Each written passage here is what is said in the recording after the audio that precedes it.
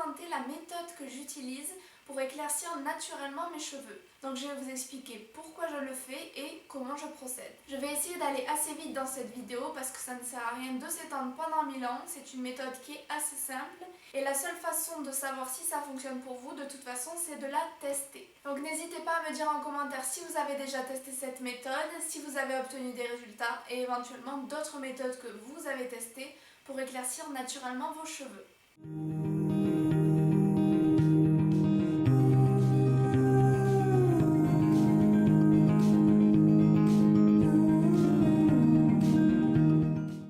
Je veux éclaircir mes cheveux naturellement, tout simplement pour homogénéiser ma couleur. Comme vous pouvez le voir, j'ai les racines qui sont de couleur blond foncé cendré, une couleur que je déteste et que je trouve particulièrement fadasse, et les longueurs qui sont plutôt blond doré, limite platine. Mon objectif, c'est de faire en sorte de flouter la démarcation qu'il y a entre les deux couleurs et éventuellement de rehausser la couleur de mes racines, faire en sorte de leur donner un petit côté lumière, un côté doré, pour enlever le côté fadasse du blond cendré que je n'aime pas du tout. J'ai fait le choix de cette méthode parce qu'elle est naturelle. Et après avoir fait subir des décolorations, des colorations, des mèches à mes pauvres cheveux, je vais vraiment arrêter tout ce qui est chimique et me focaliser sur le naturel. Comme vous l'avez vu dans mes autres vidéos, j'aspire à avoir les cheveux plus longs et c'est vraiment contre-productif de leur faire des décolorations si vous souhaitez que vos cheveux poussent.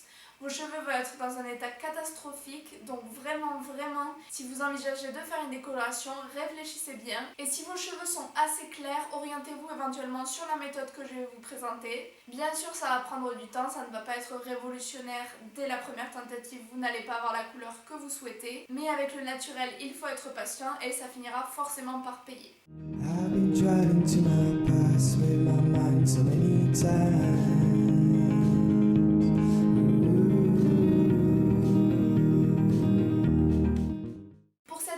L'ingrédient phare, c'est le miel. Donc pourquoi le miel?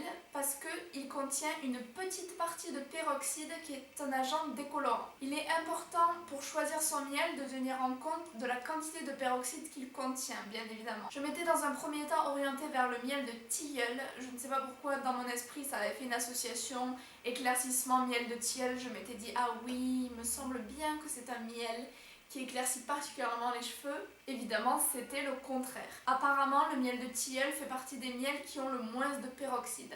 Donc vous pouvez faire une petite recherche sur internet, vous trouverez les miels qui en contiennent le plus. Je vais également vous faire une petite liste juste ici à titre indicatif. Mais moi j'ai choisi du miel de montagne, qui apparemment est un miel qui contient une quantité de peroxyde raisonnable.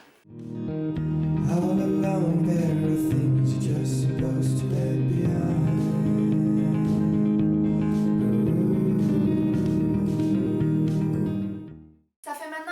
J'utilise le miel pour éclaircir mes cheveux. J'ai constaté des légers résultats, mais rien de vraiment extraordinaire et je pense avoir compris pourquoi. Au fil de mes recherches, je me suis rendu compte qu'il y avait une série de choses qu'il ne fallait pas faire avec le miel et bien évidemment, je les ai toutes plus ou moins fait à un moment donné. Donc c'est peut-être ce qui explique mes résultats nuancés, on va dire. Alors déjà, il ne faut pas appliquer le miel pur. C'est quelque chose que j'ai fait pendant très longtemps. Déjà, c'est très compliqué. Mais en fait, d'après ce que j'ai compris, c'est le fait de mélanger le miel avec de l'eau. Moi, en l'occurrence, j'utilise de l'eau Volvic. Donc c'est ce mélange des deux qui va créer comme une sorte d'eau oxygénée en fait. Et si le miel n'est pas mélangé avec de l'eau, son action ne va pas être optimale tout simplement. Donc en le mettant pur, d'une certaine manière, je gâchais un petit peu ses effets. Deuxième chose, il ne faut pas faire chauffer le miel. Pendant un petit moment, j'ai fait chauffer mon miel légèrement au micro-ondes parce que je me disais que la chaleur allait activer ses effets, mais en fait c'est tout le contraire, ça les détruit. La chaleur détruit le peroxyde du miel, donc il ne faut absolument pas le faire chauffer. Enfin, troisième chose que j'ai aussi fait, c'est mélanger le miel avec du citron. Le citron est un agent décolorant, comme le miel.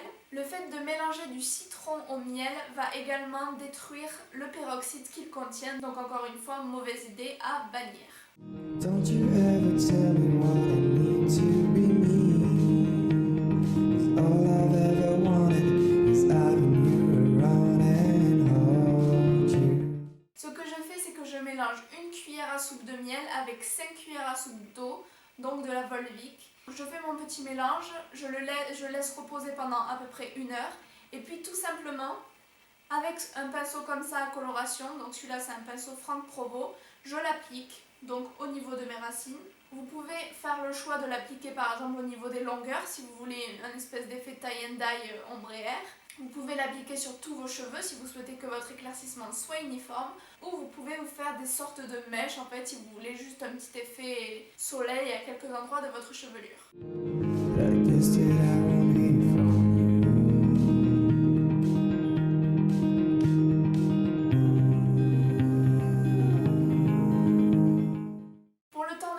C'est assez mitigé en fonction des avis. Certaines considèrent qu'au bout d'un moment, le miel ne va plus agir, donc ça ne sert à rien de le laisser trop longtemps posé sur vos cheveux. D'autres, au contraire, pensent que plus vous allez le laisser, plus ça va éclaircir. Donc moi, en général, je le laisse poser pendant à peu près 4 heures. Vous pouvez faire ça à 2-4 heures. Vous pouvez le laisser poser toute la nuit si ça ne vous dérange pas. Moi, je ne suis pas très à l'aise de dormir avec ce genre de texture sur les cheveux, mais ça, c'est comme vous voulez.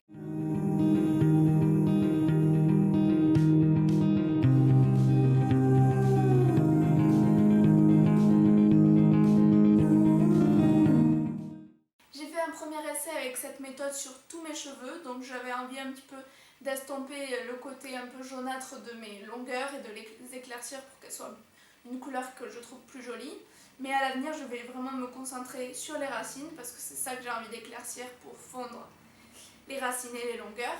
Il me semble avoir obtenu un léger éclaircissement, mais encore une fois, c'est vraiment une méthode qui prend du temps, et plus vous aurez les cheveux foncés, plus ça prendra du temps, et il faut vraiment pas s'attendre à quelque chose de spectaculaire. Ça ne va pas faire comme une décoloration justement parce que ça ne va pas complètement vous abîmer les cheveux. Je compte expérimenter cette méthode pendant à peu près 1 mois, et puis je vous referai une vidéo sur le sujet, mais de toute façon, normalement, si tout va bien, vous vous rendrez compte de l'éclaircissement progressivement au fil de mes vidéos.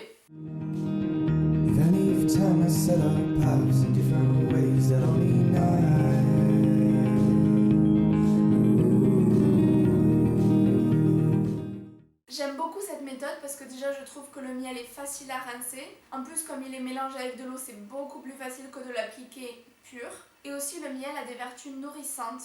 Donc vos cheveux vont vraiment être extrêmement doux après ce masque. Ça fera à la fois éclaircissement et soin, donc c'est vraiment top pour ça, c'est double emploi. Vraiment, vous serez surprise de l'état de vos cheveux, ils seront vraiment très doux, très brillants, donc vraiment c'est le top. Donc si vous voulez tester l'éclaircissement naturel, je vous encourage vivement cette méthode. Par exemple, c'est beaucoup plus doux que l'éclaircissement au citron, qui peut être également très efficace, mais le citron est asséchant pour les cheveux, donc forcément moins bénéfique. En tout cas, merci beaucoup d'avoir regardé ma vidéo.